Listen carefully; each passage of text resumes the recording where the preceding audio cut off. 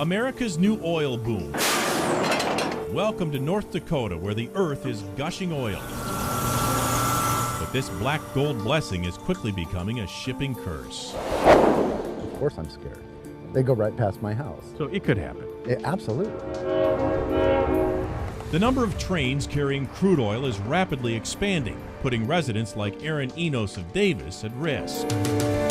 Frankly, it's just the odds. If we're transporting more things by rail, it's just going to happen. About 1 million barrels of oil a day are being extracted from the Bakken fields in North Dakota, getting it from the oil fields to refineries in California, the nation's third largest refining state, has become a controversial and dangerous dilemma. Oil industry insiders know it. There's no safe way, 100%, to move this stuff. Well, the shippers, rail, marine, they all look to do it safely, but you're right. Oh mon Dieu! Oh my God! July 2013, a train carrying crude oil derailed and exploded in Quebec, Canada, leveling portions of the town of Lac-Mégantic. 47 people were killed. Less than 6 months later, December 2013, an oil train collided with a derailed train near Castleton, North Dakota. I thought our building was on fire. And just last month, a train loaded with crude oil derailed in Lynchburg, Virginia. Some cars burst into flames, others plunged into the James River. Shipping, too, has its dangers. November 2007, a Costco Busan oil tanker rammed the Bay Bridge. 53,000 gallons of bunker fuel spilled into San Francisco Bay. March 1989, the Exxon Valdez struck a reef in Prince William Sound, Alaska. Up to 750,000 barrels of crude oil spilled. It is considered to be one of the most devastating human-caused environmental disasters ever.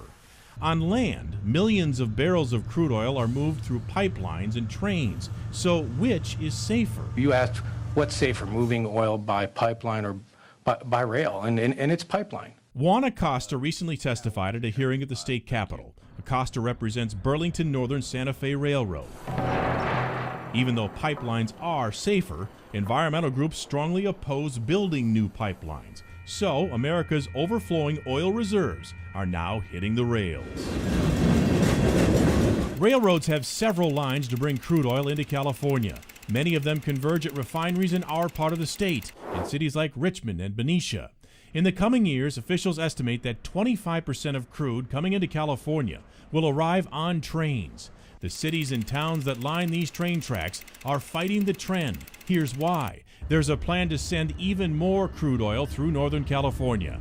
Davis Mayor Joe Cravoza is concerned. If those same tracks are going to be carrying hundreds of cars of crude oil through Davis per day, that's absolutely a situation that we can't have in this community. The plan would send 82,000 barrels of North Dakota Bakken crude oil on California tracks through cities like Roseville, West Sacramento, and Davis to the Valero refinery in Benicia. Where would this station, if it were to be built, where would it go here? Yeah, it's actually on the very far eastern edge of our property. Chris Howe is the Director of Health, Safety, and Environment at the Valero refinery. They convert crude oil into gasoline, diesel, and jet fuel. They hope to build a special station where they can offload North Dakota's Bakken crude oil from train cars. Today, about 80% of the crude oil that we process at the refinery comes in by marine tanker. Today, just a little more than 5% of oil comes into California by rail, but that is almost certain to increase dramatically.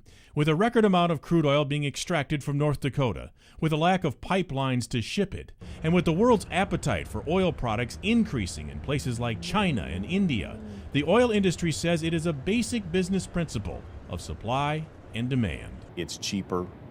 From a business standpoint, it makes more sense and it makes you more competitive. Yes, it's extremely competitive business. And it's not just in Benicia. Today, oil is already being offloaded from rail cars onto tanker trucks at McClellan Park near Sacramento. It takes a long time to stop a freight train in motion. At a recent hearing at the state capitol, Lisa Stark testified for Union Pacific Railroad.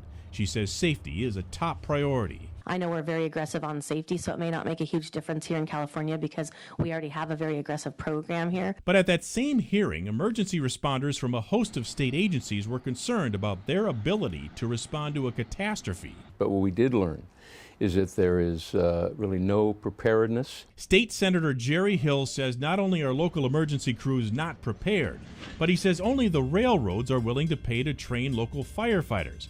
Oil companies, he says, are not. They're fine with most of what is being proposed. It's the oil companies who are opposed to any additional fees that would be imposed on crude oil that comes in. And Chris Howe of Valero does not dispute that. So you think that Union Pacific would be willing to go into some of these smaller communities and offer training? I've read of their commitment to do that, and it's my understanding that... But it's not something that Valero would be willing to do. I would surely encourage the railroad to help do that. And Aaron Enos, who lives along the tracks in Davis, believes that more trains filled with explosive crude oil will be rolling by his home in the near future. They're going to get their way. I mean, I can talk, and it's not going to make any difference, I don't believe.